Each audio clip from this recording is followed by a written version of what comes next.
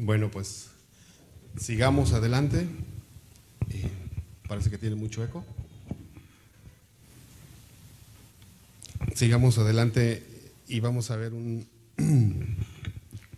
el primer mueble del lugar santo, que es el altar de incienso. Y como nos recordaba el hermano, la clase pasada ya nos dejó algo muy bonito, muy precioso, principios muy hermosos, hermanos. Y yo creo, como decía él, el Señor nos está hablando y nos ha venido hablando bastante. Algo que quisiera mencionar antes de entrar ya de lleno a esto es que en el lugar, en el tabernáculo, recordamos que hay 3 lugares, ¿se acuerdan? Que es el atrio, el lugar santo y el lugar santísimo. Y por toda la escritura corren 3 niveles de personas de crecimiento espiritual. El apóstol Juan, en una de sus epístolas, dice que hay niños, que hay jóvenes y que hay padres. Y los niños, no tengo ese versículo porque no lo tenía en mis notas, solo lo estoy trayendo porque me acordé de ese punto y no lo quería dejar pasar por alto. Es que los niños, los bebés, dice Juan, saben que sus pecados han sido perdonados. Amén. Los jóvenes dicen que han vencido al maligno y que los padres conocen al Señor. Son 3 niveles muy diferentes. Y en los 3 cuartos que encontramos, a ver si podemos poner la imagen del tabernáculo, en los 3 cuartos o 3 etapas o 3 áreas que encontramos en el tabernáculo de Moisés, el atrio representa a todos aquellos niños que están ahí, que han entrado ahí. Y no es casualidad que ahí encontramos el altar de bronce de los sacrificios, ¿se acuerdan? Donde la gente llevaba a sus animalitos para ser perdonados de sus pecados y de sus transgresiones. Ahí está. Pero el mero tabernáculo, donde la presencia del Señor estaba, era en ese lugar más pequeño. Y estaba dividido por el lugar santo, dividido por un velo, ir al lugar santo y el lugar santísimo. Ya lo recordamos. Pero lo que quiero hacer hincapié, donde quiero llamar su atención, es que los que pasan, hermanos, al lugar santo, ya no son niños más. Ya no son niños. Ya llegan a ser jóvenes que están entrando a la presencia del Señor, que empiezan a tener victorias sobre muchas circunstancias en sus vidas, victorias. Juan dice, los jóvenes han vencido al enemigo, y quiere decir que están teniendo victorias, hermanos. Usted dirá, bueno, yo tengo muchas luchas todavía, entonces quiere decir que soy niño. Llévelo en oración, hermano. Llevémoslo en oración cada uno de nosotros. Pero en la clase pasada, una de las cosas que nosotros nos dábamos cuenta y veíamos es que lo que sigue, los siguientes 3 muebles de los cuales vamos a estar hablando hoy uno y los siguientes martes los otros 2, tienen que ver con lo que nosotros somos y con lo que nosotros hacemos a los demás. Algo que ha tocado mi corazón tremendamente en este curso. Yo tomé este curso, como decía el hermano Gerardo, hace 20 y tantos años ya. Por algo que me ha tocado, que me cambió la vida, que me quebrantó, que me trajo casi una semana pensando en eso. Es las 5 columnas que encontramos a la entrada del lugar santo. ¿Se acuerdan? ¿Se acuerdan qué querían decir esas 5 columnas? Lo compartió el hermano Nicolás. ¿Se acuerdan o no se acuerdan? La gloria de Dios. Cada una de esas columnas tiene una característica de lo que es la gloria de Dios. Y usted se preguntará, ¿y cuál es la gloria de Dios? Bueno, el hermano Nicolás tocó el pasaje donde Moisés le pregunta a Dios, Señor, si he hallado gracia delante de ti como tú dices, ¿por qué no me muestras tu gloria, Señor? Y el Señor le dijo, sí, te voy a enseñar mi gloria. ¿Y cuántas veces no hemos escuchado ese pasaje? Bueno, al menos yo, ¿cuántas veces no lo habían leído, estudiado, oído en prédicas, en tantos pasajes? Pero hasta ese día, hermanos, el Señor me hizo entender que el Señor, si quería haber impresionado a Moisés, lo hubiera llevado a través de todo el universo viajando, ¿verdad? Mostrándole las vías lácteas, como vimos en ese película que vimos del telescopio del espacio, ¿se acuerdan? Lo hubiera llevado por ahí y él hubiera dicho: ¡qué gloria de Dios! ¿No es lo que decimos cuando vemos esa película? Nos admiramos, ¿verdad? ¡Wow! Nos damos cuenta de que somos criaturas micros y microscópicas en el tamaño de lo que el hombre conoce del universo. O lo hubiera llevado a las profundidades del mar, o lo hubiera llevado a todos lados. ¿No están de acuerdo conmigo?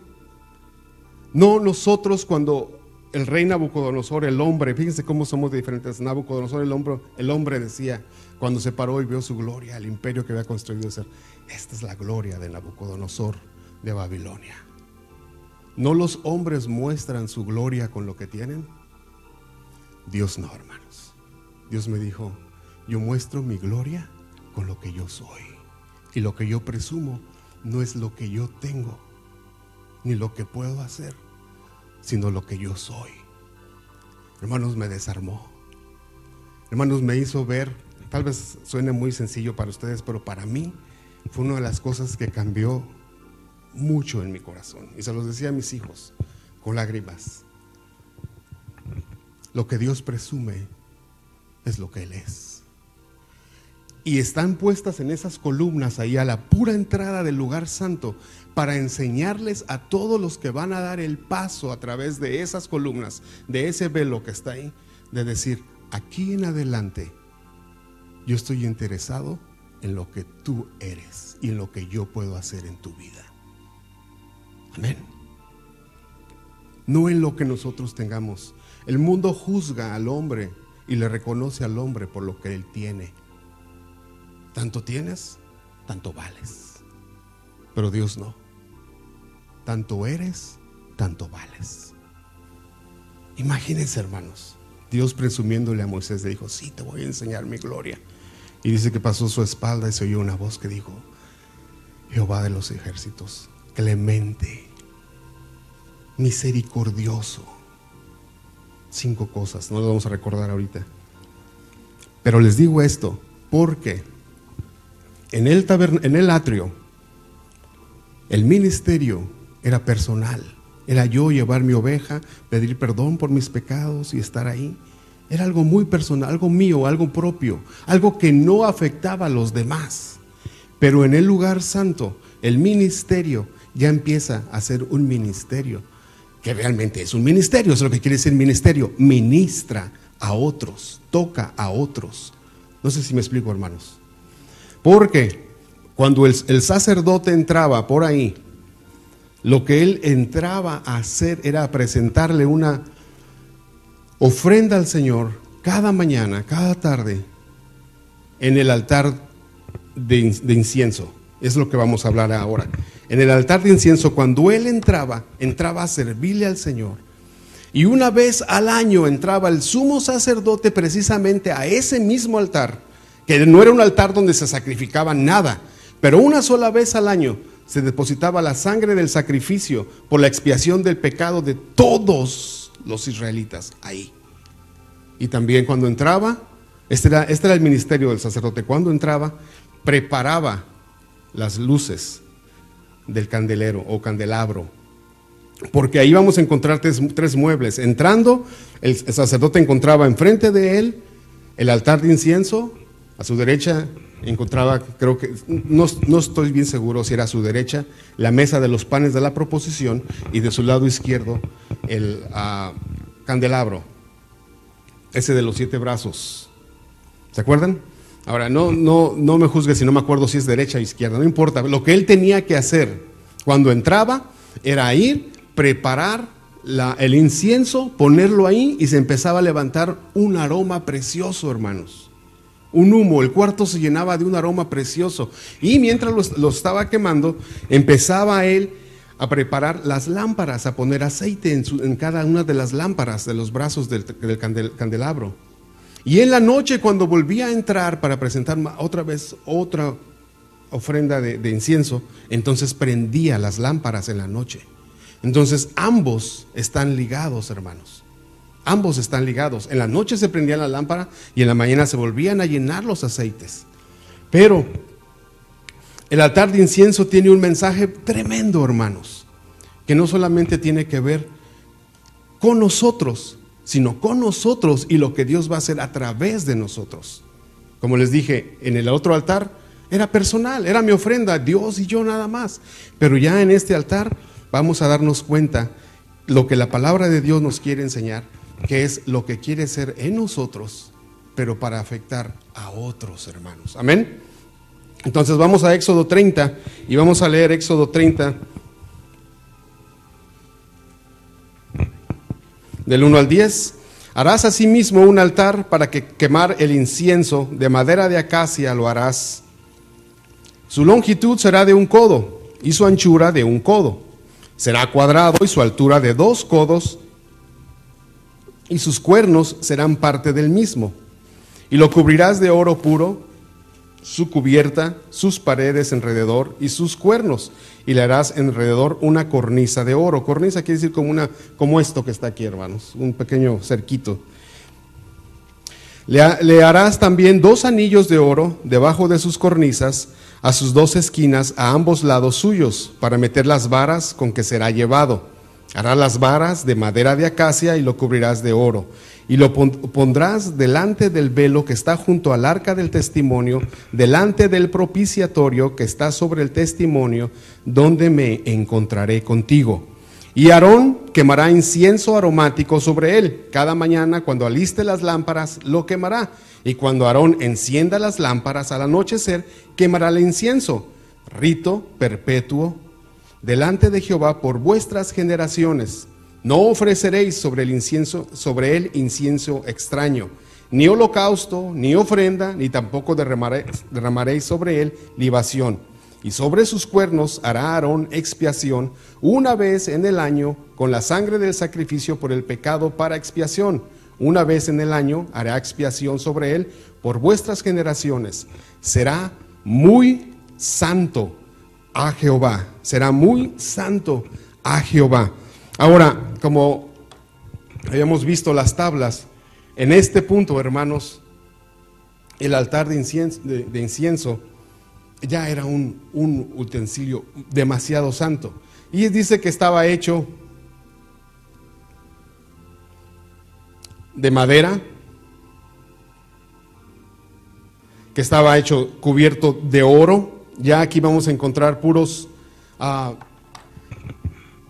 mobiliarios de oro. Ya no vamos a encontrar casi el cobre, porque ya sabemos que el oro, hermanos, nos habla de la divinidad de Cristo. Amén. Ahora, este era el altar de incienso. ¿De qué nos habla el incienso, hermanos? De la oración, exactamente. Apocalipsis 8:3. Si vamos a Apocalipsis 8:3, vamos a ver lo que dice ahí.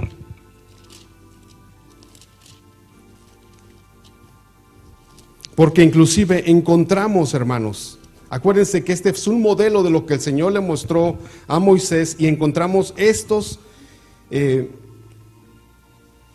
mismos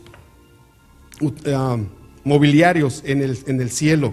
Apocalipsis 8, versículo 3 dice: otro ángel vino entonces y se paró entre el altar con un incensario de oro y le dio mucho incienso para añadirlo a las oraciones de todos los santos, sobre el altar de oro que estaba delante del trono.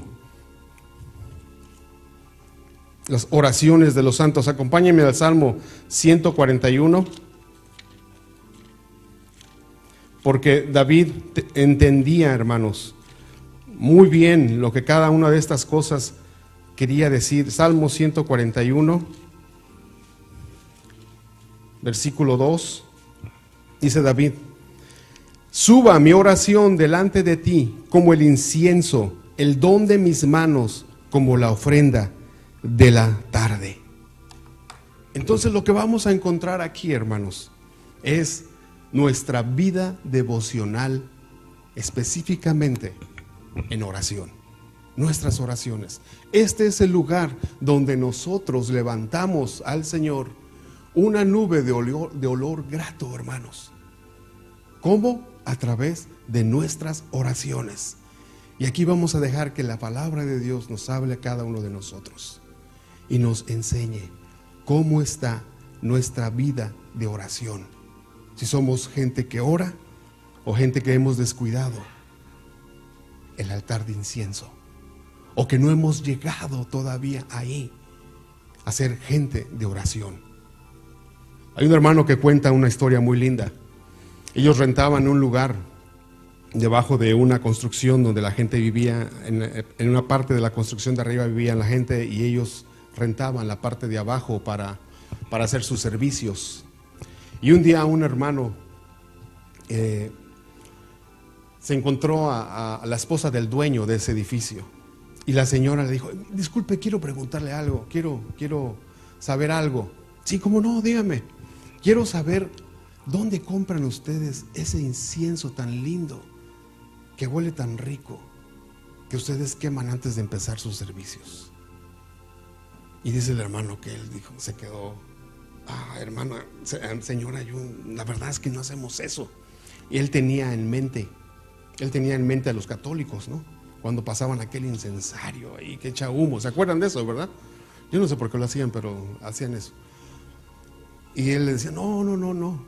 Hasta que cuando encontró al pastor, le platicó al pastor, le dijo: mire, hermano, fíjese que el otro día la señora, la esposa del dueño, me preguntó que dónde comprábamos el incienso que quemamos. Yo le dije que no comprábamos ningún incienso, que eso yo sabía que eres de los católicos, nomás que no la quise ofender, hermano. El pastor, entendiendo un poco más, entonces dijo: no, hermano, el Señor nos está hablando de que esos 30 minutos de oración antes de empezar el servicio son considerados de olor grato delante de Dios. Y dice que fue de mucho ánimo para los hermanos y sobre todo para el pastor saber que esos 30 minutos de oración estaban llegando a la presencia del Señor, hermanos. Y alguien que no sabía absolutamente nada lo pudo percibir como un aroma grato. Cuando aquella mujer llegó a la casa de, creo que era Simón, y el Señor Jesús estaba ahí, ella traía un perfume muy precioso, ¿se acuerdan? Muy caro. Y dice que fue y lo derramó a los pies del Señor. Y la casa, dice la Biblia, que se llenó de ese olor tan rico. Y después de que ella se fue de ahí, porque ella enjuagó con su pelo los pies del Señor y los lavó con sus lágrimas y derramó ese perfume carísimo. Alguien dice que ese perfume era casi todo el salario de un año. Cuando esa mujer se fue, iba oliendo a ese perfume. Y en uno de los pasajes en las epístolas de Pablo, él dice que nosotros llevamos el olor del conocimiento de Cristo Jesús donde vamos. ¿Cuál olor despedimos nosotros como cristianos? ¿Cuál olor, hermanos? ¿Será que la vida de oración que estamos llevando nos impregna de ese olor grato que podemos transmitirlo a otros? Y pueden decir: hueles a la presencia del Señor. Ahora usted me dirá: ay, hermano, ¿ahora en qué está hablando? No estoy hablando incoherencias, hermanos. Hay gente, hermanos, que de verdad despiden un olor al Señor, que si uno se acerca a ellos, uno es ministrado, uno es tocado, uno es animado a seguir al Señor en sus conversaciones con esa persona. Uno es tocado, uno es confrontado. ¿No es cierto que donde más tiempo pasamos, salimos realmente, digámoslo así, oliendo a eso? Yo recuerdo cuando, para darles una ilustración y me puedan entender mejor, o yo me pueda dar a entender, yo recuerdo cuando era niño y mi papá me llevaba al cine. Nos metíamos a ver las películas de karate. ¿Y ellos saben cómo salía? Siendo un karateca, echando patadas por todos lados, porque había pasado un tiempo estando en eso. ¿No es cierto, hermanos? O cuando ve usted una película de guerra y estuvo bueno los balazos, uno sale de ahí que se cree uno Rambo. ¿No es cierto? Pero ¿qué pasa cuando usted sale de un encuentro con el Señor? Se siente uno como el Señor, se siente uno como Cristo, porque se impregnó de Cristo. ¿Cómo son los tiempos de oración, hermanos, en nuestras vidas? Si somos gente de oración, al decir somos, no estoy diciendo que yo lo sea, yo no lo soy. Pero si queremos dar ese paso, hermanos, tendremos que pasar mucho tiempo de rodillas buscando al Señor, en oración. La iglesia apostólica del libro de Hechos dice que ellos mandaron a servir a otros, pero ellos iban a hacer tiempo. Eran los padres de la iglesia. Les dijeron a todos: nosotros vamos a hacer tiempo para estar de rodillas orando. Por eso fue tan poderosa la iglesia primitiva, porque los líderes de aquella iglesia eran hombres que oraban. Y a través de toda la historia, cuando leemos acerca de muchos grandes cristianos, hermanos, no hay claves ocultas, no hay tips, no hay métodos, fórmulas que funcionan, que dicen: ay no, hermanos, les voy a dar la clave, la fórmula para que esta iglesia se llene. No es el rock, no es la música esa. A través de la historia vemos que esos hombres que tuvieron un éxito y un impacto en sus tiempos eran hombres de oración, hermanos. Hombres de oración. Hombres que dejaron sus rodillas deshechas porque no se arrodillaban en esto. Hombres que se les acabó la voz de tanto clamar y gemir. Se les acabaron sus lágrimas. Como dice David en uno de sus salmos, y vamos a ver que eso es parte de la oración: no están todas mis lágrimas sobre tu redoma, Señor. Ahora, los materiales, vamos a seguir hablando más de la oración, no hemos acabado. Los materiales, leímos que era de madera de acacia cubierta de oro, ¿se acuerdan? La naturaleza humana, ya vimos que la madera de acacia es la naturaleza humana, pero que el Señor quiere cubrir esa naturaleza de oro, de lo que Él es. Él está muy, hermanos, pero muy interesado en que nosotros seamos como Él es. Por eso, en esas 5 columnas que encontrábamos ahí, que estábamos viendo ahí, son 5 anuncios que nos da un mensaje a nosotros. Si tú quieres entrar ahí, tienes que ser misericordioso, tienes que ser benigno, tienes que ser bondadoso, tienes que ser tardo para airarte, porque así soy yo. Y los que van a entrar a este templo, a este cuarto, tienen que saber que la única forma de entrar ahí es con una humildad profunda como yo. Hermanos, qué precioso, qué precioso. No creo que haya alguien que entre ahí que pueda salir con orgullo de ahí. No creo, hermanos. El orgullo está en el atrio, en el que llevaba un cordero mejor que el otro, el que presentaba una ofrenda mejor que la del otro, el que tal vez se paraba ahí y tocaba trompeta cuando iba a hacer su sacrificio. Ahí está el orgullo. Pero entrando más adelante, hermanos, no hay lugar para el orgullo. Amén. Ahora, las medidas. Dice que eran 2 codos de altura por 1 codo de ancho y longitud. Era un cuadro. El número 2 habla del testimonio, ya hemos dicho, ¿verdad? En boca de 2 o 3 testigos. Donde están 2 o 3 reunidos en mi nombre, ahí estoy yo, son testigos. Y el 1 tiene que ver con la unidad. Amén. Entonces Él quiere que 2 sean 1.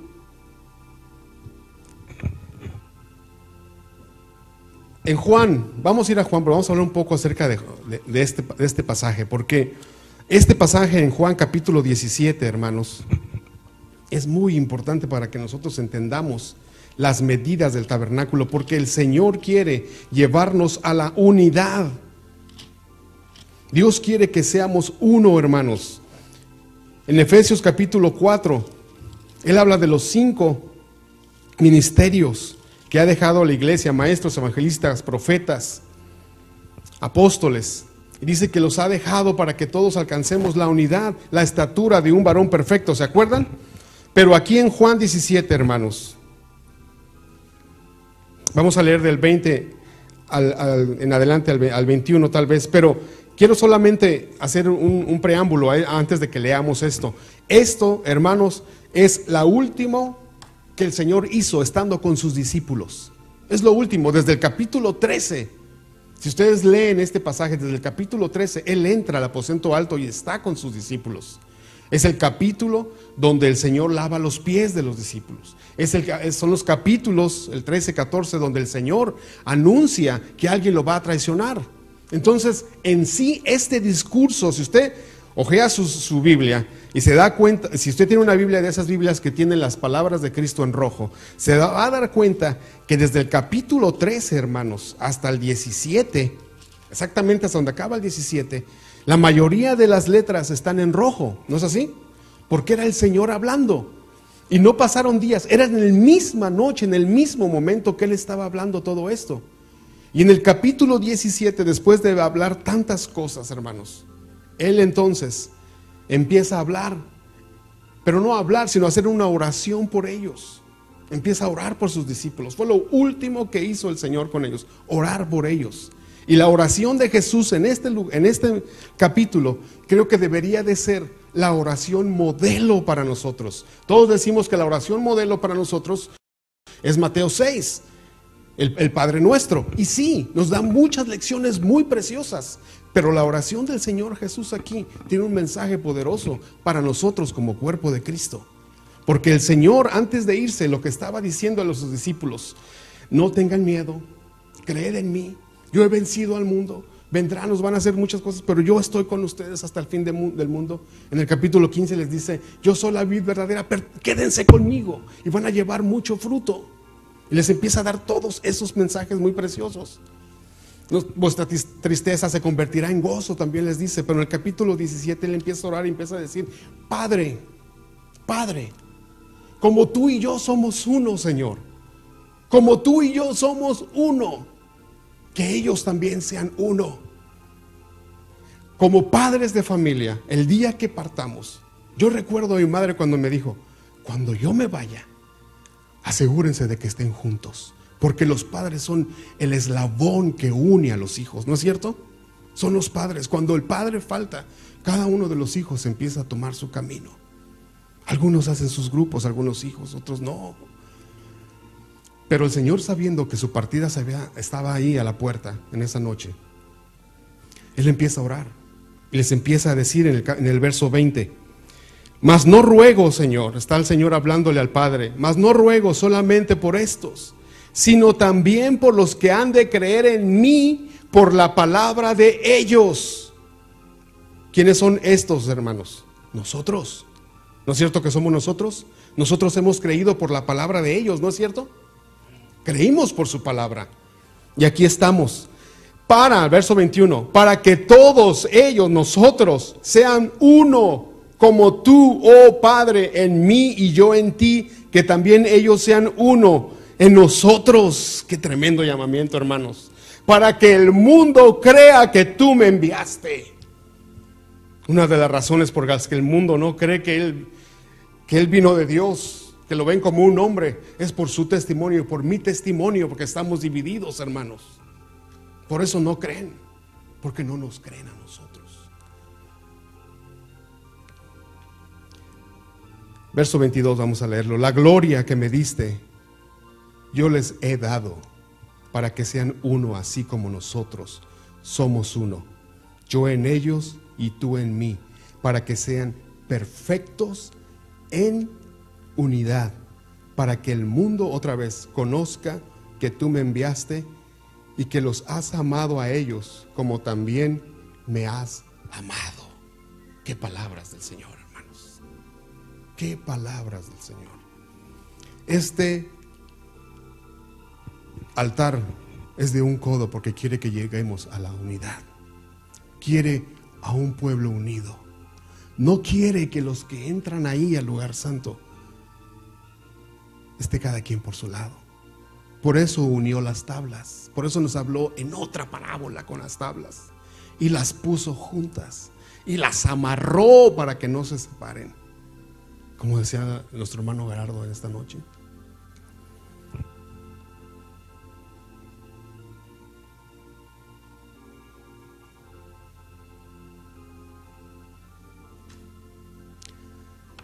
Nuestra vida de oración, hermanos, realmente nos va a llevar a ser unidos. Pero si aprendemos a orar como oraba el Señor. El Señor no estaba orando aquí por él. Al saber que era su último tiempo con ellos, pudo haber orado por él. Sí, él oró solo en el huerto del Getsemaní después, pero él solo. Y literalmente solo, porque se acuerdan que los discípulos estaban dormidos, ¿verdad? Pero cuando él estaba aquí con ellos, toda su oración era por ellos. Cualquiera, hermanos, que desarrolle una vida de oración, la va a desarrollar no orando por sí mismo. Es cierto, no quiero irme a un extremo. El Señor dice que le pidamos. Es cierto que oremos por nosotros, es cierto. Pero hermanos, el mayor porcentaje de un hombre verdadero de oración va a estar orando no solamente por él, sino por los demás. Y las divisiones que hay entre nosotros suceden porque no oramos los unos por los otros y no alcanzamos la unidad del cuerpo de Cristo aquí. Como el pastor nos decía el martes pasado, el Señor nos está hablando. Ha entrado un espíritu que está dividiendo, un espíritu que está llevando altercados, ofensas, dimes y diretes, amargura en nuestros corazones. Pero ¿saben por qué? Porque no hemos llevado todo en oración. Lo hemos llevado mejor en chisme y en murmuración. Cuando vemos una falta en nuestro hermano, la señalamos fácilmente y andamos con el dedo así, señalando faltas por todos lados. Pero no andamos con el dedo así arrodillándonos, orando por las faltas de lo que vemos. Lo digo por mí, primeramente. ¿Ok? El hecho de que yo lo esté predicando no quiere decir que yo lo he alcanzado, hermanos. Y por algo me tocó a mí compartir esto, porque es para mí, primeramente. Pero sí creo, al estudiar este pasaje, este mueble del tabernáculo, de que nuestra vida de oración está descuidada, de que no pasamos tiempo orando, de que nos aburre orar, de que no encontramos en la oración ningún chiste, por decirlo así, ningún motivo. ¿Por qué lo dice, hermano Abraham?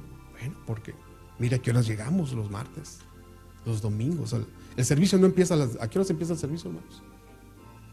A las 10. No empieza a las 10:30, ¿verdad que no? Si llegamos después de las 10:30 durante la oración, no quiere decir que no nos hemos perdido la alabanza. Llegamos a tiempo, no nos perdimos la alabanza. No, hermanos, ya se perdió toda la oración. Ya no la perdimos. Hemos menospreciado, hermanos. Hermanos líderes, cuando nosotros pasábamos a orar aquí, eran servicios más lindos y más preciosos. Y yo apreciaba mucho el orar ahí con ustedes. Y lo hemos descuidado. Yo lo he descuidado. Yo creo que el Señor nos está hablando para que lo volvamos a hacer. Amén. Ahora, cuando oramos, el Señor nos dice en Mateo 5:44, ¿por quién orar, hermanos?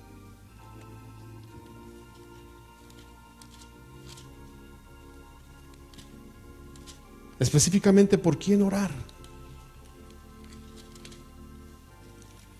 Mateo 5:44 dice: pero yo os digo, amad a vuestros enemigos, bendecid a los que os maldicen, haced bien a los que aborrecen y orad por los que ultrajan y os persiguen, hermanos. Por esos hay que orar. ¿Cómo salimos de aquí cuando alguien nos ofende? ¿Cómo nos vamos, hermanos? ¿Cómo llegamos a la casa a murmurar? Venimos al servicio y nos llevamos eso a nuestras casas en vez de llevarnos el olor grato del incienso en nuestras vidas.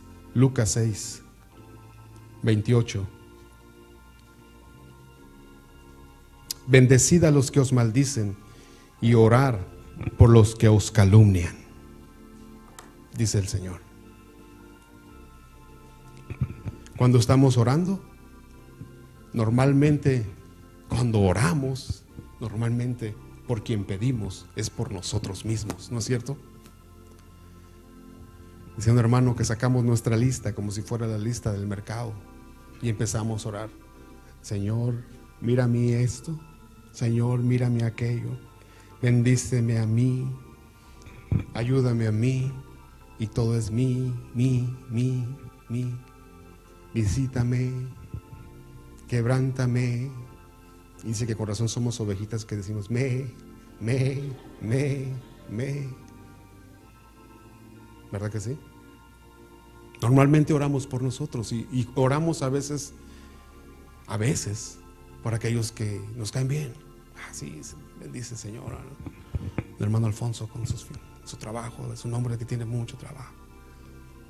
Pero de aquellos que nos han injuriado, calumniado, ultrajado, ¿cómo quisiéramos que les fuera mal? ¿Cómo quisiéramos que les dieran, como decimos, una cucharada de su propio chocolate, ¿no? Y decir, ándele, se lo ganó. Solo estaba yo esperando a ver cuándo le iba a pasar. Si pensamos así, es porque todavía vivimos en el atrio. Porque el que entra al lugar santo ya no piensa así, hermanos. Ahora yo dije, sí, es bueno orar por las cosas que necesitamos. Pablo dice que sean llevadas todas nuestras necesidades en oración. Pero imagínense ustedes el impacto que el Señor tuviera cuando, sabiendo que tenemos una gran necesidad, en vez de usar ese tiempo para nosotros orar por nosotros, empecemos a orar por los demás. No fue lo que hizo Salomón. Salomón empezó a decir, Señor, empezó a orar y dijo, Señor, dame gracia para dirigir a este pueblo, porque es un pueblo grande, Señor, y yo soy pequeño. Dame sabiduría, Señor. El Señor le contestó y le dijo, y porque no me pediste riquezas y grandezas, también te las voy a dar. Imagínense en el impacto que el Señor haríamos en el corazón del Señor cuando estemos orando. Si mi hijo me está pidiendo por aquel, cuando está en necesidad, te voy a contestar, hijo, y también te voy a suplir tus necesidades. Ese es un corazón, una actitud que deberíamos de hacer, hermanos.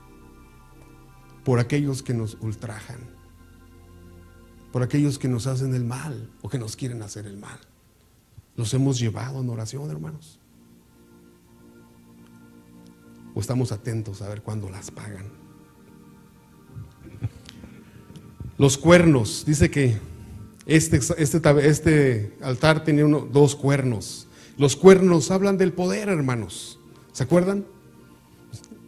Los toros, dice que sus cuernos es para ver quién es más fuerte y más poderoso. Y la mayoría de los animales que tienen cuernos siempre se muestran su carácter chocando sus cuernos, ¿no? ¿Cuánto han visto a los carneros cuando chocan los cuernos ahí? Se dan unos pelos duros. Pero nos habla de la autoridad y nos habla del poder. ¿Qué quiere decir? Que en ese altar hay poder, hermanos. Ahí hay poder. Ahí reside el verdadero poder, hermanos. El poder de la iglesia está ahí, en la oración. Y por eso la iglesia, que ha triunfado a través de toda la historia de la iglesia cristiana por generaciones, ha triunfado porque ha sido una iglesia que ha orado. Es una iglesia que ha orado. Las vidas son transformadas cuando nosotros oramos por ellos. Hay poder, hermanos, cuando hay unidad en la oración, cuando oramos como un solo hombre, como decía el hermano hoy, como una sola tabla. No cuando nos hinquemos aquí y el hermano Mero está orando por lo suyo. Y el hermano que está a su par por lo suyo, y el hermano Alfonso por lo suyo, y la hermana Juana por lo suyo, y cada quien por lo suyo. Pero ¿qué pasaría si todos nosotros estuviéramos únicamente y exclusivamente orando por la vida del hermano Alfonso? ¿Creen que el Señor nos escucharía? Es una voz más fuerte, ¿no es cierto? Es lógico, es una voz más fuerte, hermanos. Hay más poder en eso. Si un hermano se para ahorita ya desde el otro lado de la San Pedro, yo le grito, no me va a oír. Pero si todos ustedes vienen conmigo y al mismo tiempo decimos a la 1, a las 2, a las 3 y le gritamos, hermano César, no sé quién me está hablando. Es lógico. Ese es el poder de la oración, hermanos. Si todos nos juntamos como una sola voz, como un solo hombre. Dice el Señor, hablando en Juan capítulo 17, Padre, como tú y yo somos uno. Fíjense qué unidad tenían ellos, hermanos. Qué amor entrañable entre el Hijo, el Padre y el Espíritu Santo. Él les dice, nadie viene al Padre si no es por mí. Nadie viene al Padre si no es a través de mí, Jesús. Y luego en otro pasaje dice la Biblia, nadie puede confesar a Cristo Jesús como su Señor si el Espíritu no se lo da. Una unidad. Yo no hago nada, nada hago, dijo Jesús, sino lo que veo hacer de mi Padre, y lo que Él me dice, eso hago. Y el Padre decía, este es mi Hijo amado en quien tengo contentamiento. A Él escúchenlo. ¿Se dan cuenta de la unidad, hermanos? Del poder. Eso es a lo que el Señor nos quiere llevar. Pero solamente y únicamente si desarrollamos una vida de oración y de intercesión en nosotros. El paso para entrar a ese lugar santo, es el lugar de aquellos que están dispuestos a ser intercesores y olvidarse de nosotros. Amén, hermanos. La cornisa dijimos que es algo como esto, para que el altar, el incienso no se cayera, no se fuera. Es la misma palabra que usa Deuteronomio, solo por el dato, Deuteronomio 22:8, cuando el Señor le dice a los hebreos, cuando construyan su casa, háganle una cornisa, o háganle, la palabra que usa ahí es un pretil, arriba en el tejado, como una baranda, así como está esto aquí, para que tu prójimo, cuando llegue a tu casa y se llegue a caer de ahí, porque no había baranda, no había pretil, no había cornisa, su sangre no sea sobre de ti. Porque si tú no lo haces y él se cae estando en tu casa, entonces yo te voy a juzgar a ti. Ahí está el pasaje. Ok, gracias. Yo te voy a juzgar a ti. ¿Se dan cuenta, hermanos? De eso nos habla el barandal. De que tenemos en mente a nuestro hermano, a nuestro prójimo, cuando estamos en oración. No es que él pida por lo de él. Él tiene boca, que hable. Así él también sabe orar, ¿verdad? Así ya tiene como 30 años en el evangelio. ¿Qué mandaron? Él que vea cómo se rasca. No, hermanos, no. ¿Cuántos quisieran? Yo quisiera que todos estuvieran orando por mí ahorita. Señor, quítale lo tartamudo. Ayúdalo, Señor. Pero así era. El Señor le dijo a los israelitas, cuando hagas tu casa, ponle ese barandal, porque si alguien se te cae de ahí, yo te voy a venir y te voy a juzgar a ti. Así que protege a tu hermano, cuídalo, ten en mente a tu prójimo. Es importante tu prójimo, no eres tú nada más, no porque sea tu casa. Y si se sube y se cae, pues ¿para qué se acerca? ¿Para qué se avienta? No, protégelo, cuídalo, mira su necesidad. Hermanos, solamente un milagro del Señor. Un milagro del Señor. Un milagro del Señor, porque usted puede estar diciendo ahorita, hermano, ahora sí yo lo conozco, hombre. Ayúdanos. Los anillos, hermanos. Los anillos nos hablan de algo que es interminable, ¿verdad que sí? Cuando nos casamos y el pastor nos habla acerca del anillo, Y llaman los anillos, dice el anillo no tiene un principio, no tiene un fin. Quiere decir que tenemos que orar. Nuestra vida de oración no es una etapa de nuestra vida como cristianos, ni es un ejercicio espiritual como lo es el ayuno. No, es parte de nuestra vida. No comienza nada más en una época. Ah, sí, cuando yo me convertí. Hombre, hermano, usted verá cómo oraba yo cuando me convertí, hermano. Pasaba. Y ahora, hermano, no, ahora no, hermano. Ahora no. No se acaba nuestra vida de oración. Las varas, esas 2 varas que entraban por los anillos era para llevar cargando eso. Nos hablan de una vida de oración que pone el peso sobre sus hombros, que lleva la carga sobre sus hombros, que dice: yo te ayudo, hermano, déjame poner voluntariamente mi hombro y orar por tu necesidad o por las necesidades que hay en la iglesia. Amén, hermanos. Amén. Ahora vamos a hablar del incienso, porque aún, como estamos diciendo, Juan 17, yo considero que sería un modelo muy precioso para la oración cuando hablamos de la oración. Pero el incienso, la porción, eso que se quemaba ahí, es muy importante que lo analicemos también. Son 4 especies. La primera especie que se juntaba, todas las especies, era el mismo peso, la misma cantidad que se ponían juntas en el altar de incienso y se quemaban juntas, hermanos. Una de ellas se llamaba estacte. Estacte es una especie que fluye de un árbol allá en Galaad, en Israel, sin necesidad de cortarlo. ¿Qué quiere decir eso? Que nuestra oración debe de tener estos 4 especies o ingredientes. Amén. Deberá tener esto, porque no nada más es que oramos y Señor, pues tú sabes la necesidad del hermano, súplelo y pues en tus manos lo dejamos, amén, y ya se acabó, ya lo dejamos abandonado, ¿no? ¿Para qué te digo, Señor, si tú dices que antes de que yo hable, tú ya sabes las palabras que van a salir de mi boca, entonces pues ya sabes lo que te voy a decir? No, hermanos, no. Hay unos ingredientes que tenemos que ponerle a nuestra oración para que tenga sabor. No era nada más de quemar lo que se le ocurriera a Aarón ahí. El Señor dijo: no, me vas a quemar estos 4 ingredientes, porque eso es lo que a mí me agrada, eso es lo que huele bien. Hasta las hermanas cuando cocinan, hay unos ingredientes que qué rico huelen cuando los ponen, ¿no es cierto, hermanos? Ponen un ingrediente ahí cuando ponen el romero. Qué rico sabe el rosemary, ¿no? Qué rico huele. O cuando ponen la hierbabuena en el caldo de res. Huele rico para los salvadoreños, para los mexicanos no. A los mexicanos no nos gusta con eso. Eso es para hacer té. Pero a ustedes les gusta. A ustedes les gusta y huele rico. A ustedes no les va a gustar cuando la comida huele a chile, a nosotros nos gusta. Pero hermanos, son 4 ingredientes. 4 ingredientes que tiene que tener nuestra vida de oración. No es como se nos ocurra a nosotros, es como el Señor manda.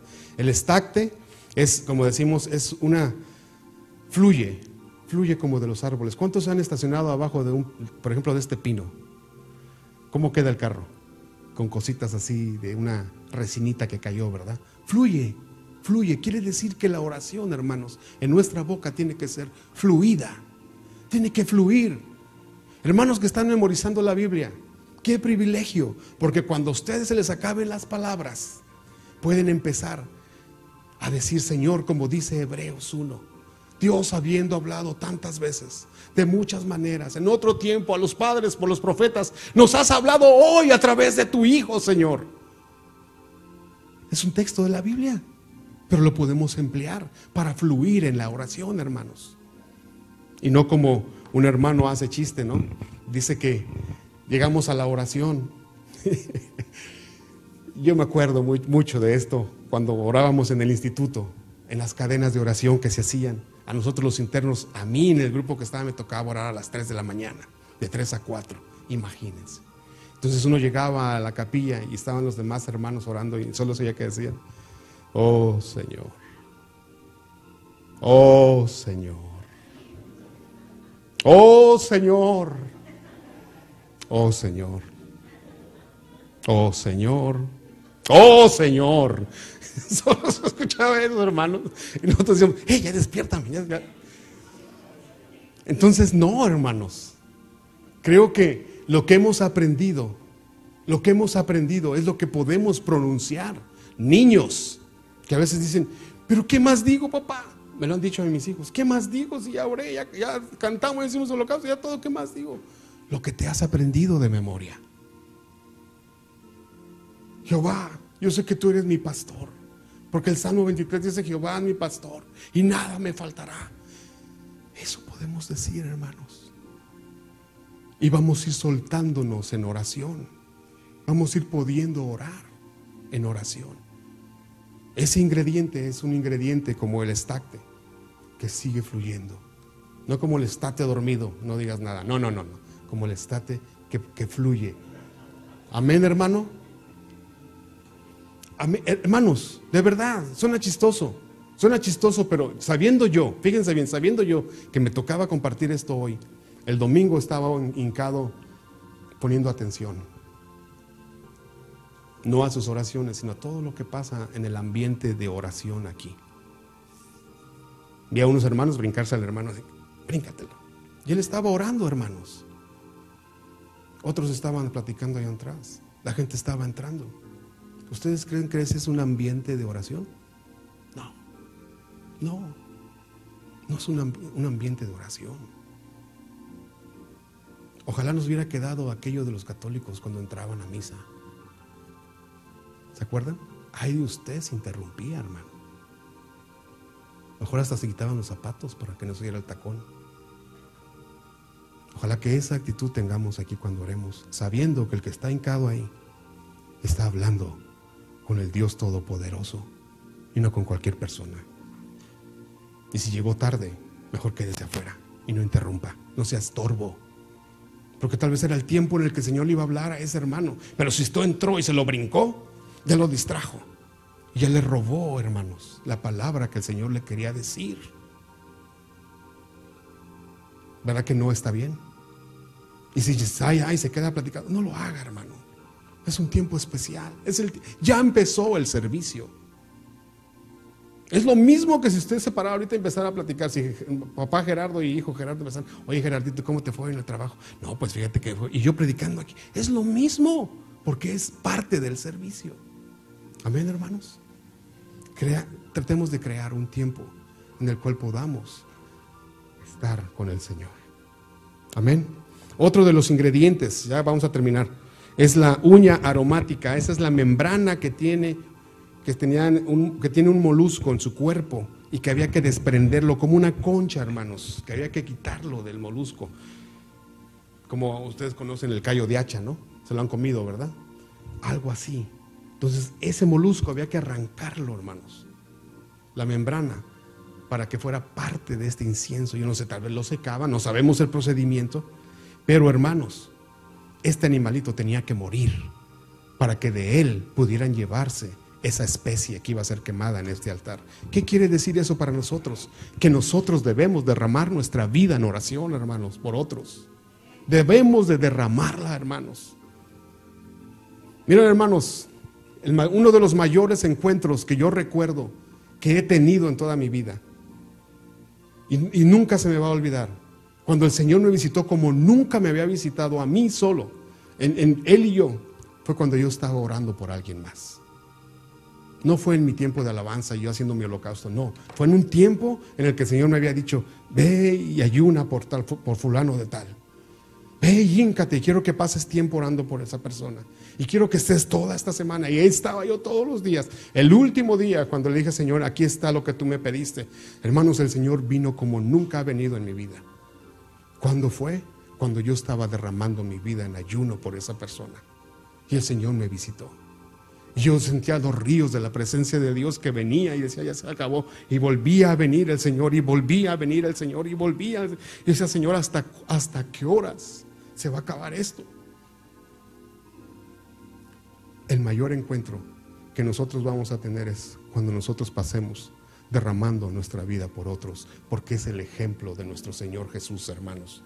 Amén. El gálbano aromático es la savia amarga de un arbusto que brotaba al quebrantar el árbol. Esa es una savia, como esos nochebuenas cuando usted la quiebra sale como una leche, ¿verdad? De este gálbano era un arbusto que había que quebrarlo, y cuando se quebraba empezaba a salir eso. ¿De qué nos habla? De nuestras lágrimas. De nuestras lágrimas, hermanos. ¿Cuántos hemos derramado lágrimas por otros? ¿Cuántos hemos derramado lágrimas? Y sobre todo por aquellos que nos han ultrajado. No, lo que derramamos es amargura. El Señor Jesús, hermanos, era un hombre que derramaba lágrimas. Hebreos 5:7 dice que por sus lágrimas, su clamor y su dolor, Él fue escuchado.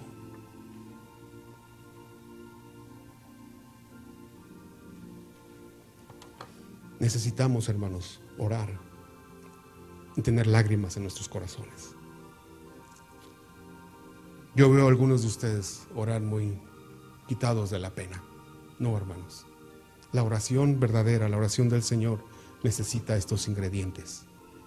Si nosotros leemos los salmos y vemos las oraciones de David, David tenía todos esos ingredientes en su oración, hermanos. Amén. El último es el incienso puro, que es la resina que sale de un árbol, de un árbol que se le hace un corte y que se deja que la resina brote toda la noche. En nuestra oración debe haber sufrimiento. Debemos orar por aquellos que nos han herido, aquellos hermanos que han pasado por tratos duros, aquellos que han pasado por pruebas difíciles. Cuando saben de otro, hermanos, pueden orar con todo su corazón porque dicen: yo he pasado por lo mismo. Amén, hermanos. Por eso a veces las pruebas y los sufrimientos tienen un propósito precioso en nuestras vidas. No solamente es que el Señor está interesado en nosotros, sino que está interesado en que después, a través de nosotros, podamos bendecir a otros con nuestro testimonio, con nuestra experiencia. Amén, hermanos. Las últimas dos cosas son las cubiertas para transportarlo. Números 4:11 dice que las cubiertas eran un paño azul y cubiertas de pieles de tejón. Ya sabemos que el paño azul nos habla de sus mandamientos, de la palabra de Dios, lo que quiere decir que nuestra vida devocional debe ser regida por la palabra de Dios con estas instrucciones para llevarlo a cabo de esta manera, hermanos. Y las pieles de tejón somos nosotros, que al fin y al cabo somos seres humanos, y no hay gloria para nosotros cuando el Señor empiece a contestar nuestras oraciones. Amén, hermanos. Para mantenernos humildes. Las pieles de tejón siempre nos van a mantener humildes, porque dijimos que hay poder, hay oraciones contestadas, hay un mover del Señor por nuestras oraciones, pero el verdadero hermano que ora y que intercede va a ser cubierto con las pieles de tejón, y se va a dar cuenta que al fin y al cabo somos vasos de barro, y la gloria es de Él y para Él. Amén, hermanos. Que el Señor les bendiga.